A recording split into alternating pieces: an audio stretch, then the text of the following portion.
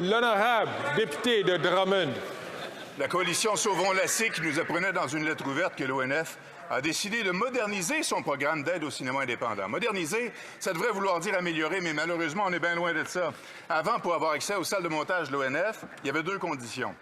Être un cinéaste et avoir un projet financé par une institution publique. L'ONF imposerait 3 nouvelles conditions, dont se plier à sa ligne éditoriale. Quand une société d'État veut imposer un message, ça s'appelle de la propagande. La ministre va-t-elle laisser passer ça? Bravo! L'honorable ministre du Patrimoine canadien. Merci, Monsieur le Président. Puis je remercie mon collègue pour sa question.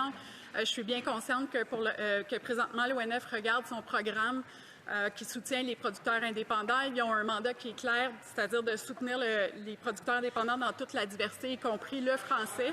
Je vais m'assurer qu'ils continuent de respecter leur mandat et j'invite les producteurs à faire part de leurs préoccupations à la direction de l'ONF, qui est indépendante puis qui va prendre des décisions en conséquence. Merci, Monsieur le Président. L'honorable député de Drummond. Pierre Perrault, Norman McLaren, Léa Paul, Micheline Langto, Denis Arcand, Pierre Falardeau, Denis Villeneuve.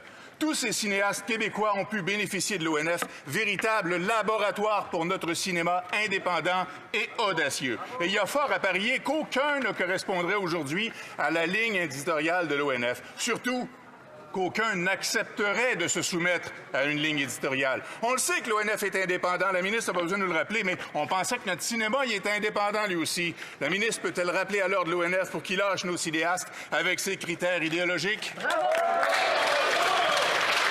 L'honorable ministre du Patrimoine canadien. Merci, Monsieur le Président. Puis à travers les années, on a toujours soutenu l'ONF, entre autres, parce qu'on sait à quel point c'est important pour faire naître la relève au niveau du cinéma au Québec et au Canada.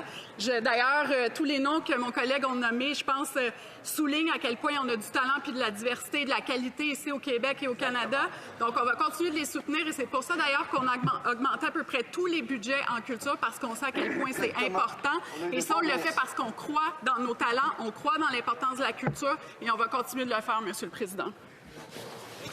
L'honorable député de Drummond. Vous savez, le programme d'aide au cinéma indépendant du Canada fonctionnait bien. Personne ne s'en plaignait.